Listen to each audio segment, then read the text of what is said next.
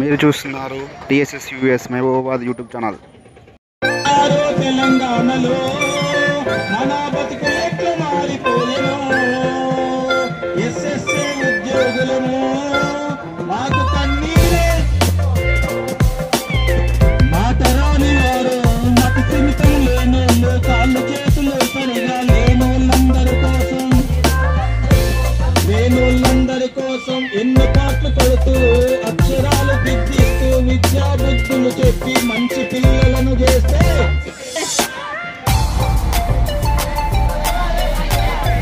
ఆ బంగారు తెలంగాణలో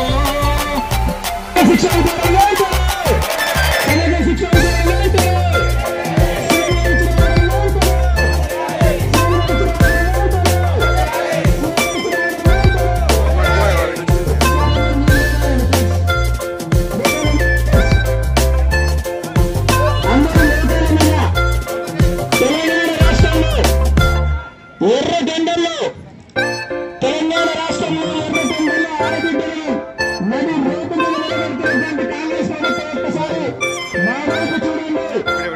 సీఎం రేవంత్ రెడ్డి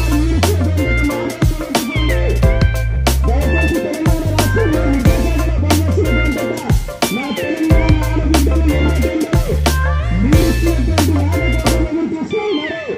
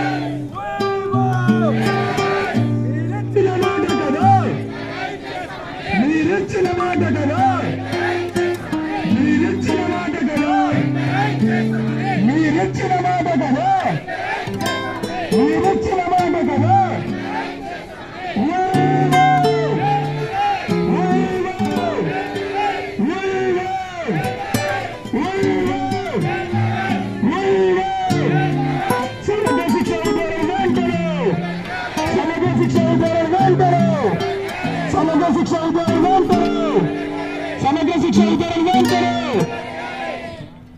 అలా సీఎం రేవంత్ రెడ్డి గారు మీరు అధికారంలోకి రాగానే ఒక నెలలోనే మాకు రిజర్వేషన్ చేస్తామని చెప్పారు. ఒక్కసారి మీరు అంతా కూడా నిలబడాలి, ప్లీజ్ నిలబడాలి. ఒకటే ఉదయ్ అండ్ నవీన్ ఇంకెవరైనా వీడియోస్ క్లియర్ గా తీయగలిగేవాళ్ళు. మేము ఫోటోస్ పడట్లేము అనేటువంటి ఒక అపోహ అవన్నీ చూసుకోకండి. రమేష్ బ్యాచులర్, వీళ్ళు ముగ్గురు బ్యాచులర్స్. రమేష్ రమేష్ ఈరోజు ఆ కసితోటి ఒక్క 5 నిమిషాల పాటు ఇక్కడ మానవారం లాగా ఉంటూ ఎలాగంటే మోకాళ్ళ మీద. ఓకే, అయ్యా సీఎం రేవంత్ రెడ్డి గారు, మీరిచ్చిన మాట ప్రకారం ఈ తెలంగాణ రాష్ట్రంలో ఉన్నటువంటి సమగ్ర శిక్ష ఉద్యోగులందరినీ కూడా అధికారంలోకి రాగానే 1 మంత్లోనే 5 నిమిషాల్లో మీ ఫైల్ పైన సంతకం పెట్టి మీ 19,000 మంది కుటుంబాల్లో వెలుగులు నింపుతానని చెప్పేసి మాట ఇచ్చారు. 1 నెల పోయి సంవత్సర కాలం పూర్తయిపోయింది. మరి ఇప్పటికి కూడా చాలాసార్లు మిమ్మల్ని వేడుకున్నాం. ఈ రాష్ట్రంలో ఉన్నటువంటి 119 మంది ఎమ్మెల్యేలందరినీ కూడా కలిసాం, ఎమ్మెల్సీని కలిసాం, ఎంపీని కలిసాం, మినిస్టర్ని కలిసాం, మిమ్మల్ని కూడా కలిసాం. దయచేసి ఈ రాష్ట్రాన్ని రైజింగ్ నెంబర్ 1 తెలంగాణగా తీసుకువెళ్తున్నటువంటి మీరు ఈ సమగ్ర శిక్షలో పనిచేస్తున్నటువంటి మమ్మల్ని అందరినీ కూడా రెగ్యులేషన్ చేయాలని చెప్పేసి వేడుకుంటా ఉన్నాం. ఇంకో విషయం ఏంటి అని అంటే కంప్లీట్గా విద్యా వ్యవస్థ అనేటువంటిది ఎక్కడైనా సరే చాలా కీలక పాత్ర పోషిస్తుంది.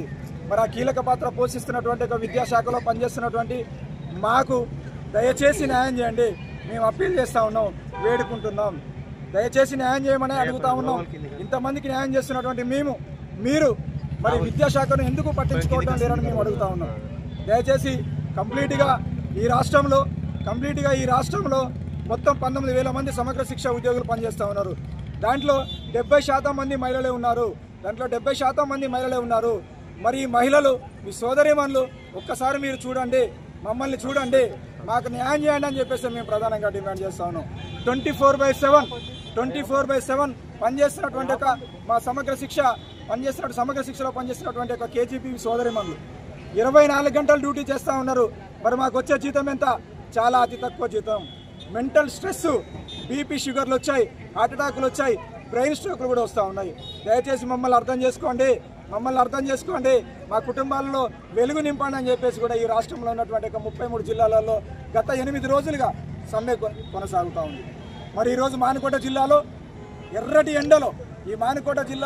ఎండలో కంప్లీట్గా నడి రోడ్డు పైన మోకాల పైన నిలబడి మరి నిరసన తెలియజేస్తున్న పరిస్థితి.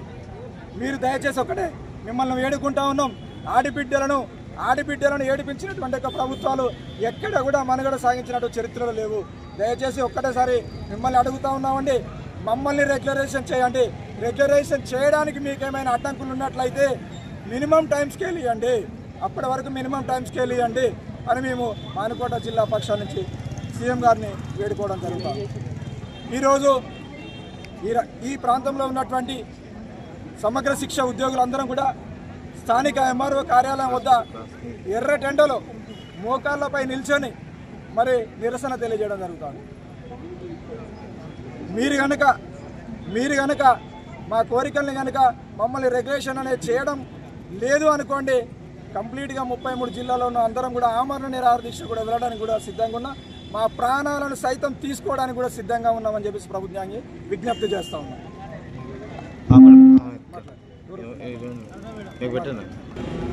అన్న రేవంత్ రెడ్డి అన్న 18 సంవత్సరాలుగా మేము కస్తూర్బా స్కూల్లో పనిచేస్తున్నటువంటి మహిళా ఉపాధ్యాయురాళ్ళము, ఎస్ఓలుగా, పీజీసీఆర్టీలుగా, సిఆర్టీస్గా, నాన్ టీచింగ్ సిబ్బందిగా, అకౌంటెంట్స్గా, ఏఎన్ఎంస్గా మా విధులు 24 గంటలు 7 రోజులు 24/7 మేము వర్క్ చేస్తున్నామన్నా. మిమ్మల్ని ఎంతో నమ్మకంతో మేము గెలిపించడం జరిగింది. మార్పు రావాలి, కాంగ్రెస్ రావాలి అన్న నినాదంతో మార్పు మా జీవితాలలో వస్తుందని ఆశించి, మా బ్రతుకుల్లో కూడా మార్పు వస్తుందని ఆశించి మిమ్మల్ని గెలిపించుకున్నామన్నా. ఈరోజు మేము మీరిచ్చిన హామీనే మేము గుర్తు చేస్తున్నామన్నా. మేము ప్రభుత్వానికి వ్యతిరేకంగా కాదు, మీరిచ్చిన మాట నిలబెట్టుకోండి అని ఈరోజు మేము ఈ రోడ్ పైకి రావడం జరుగుతుంది.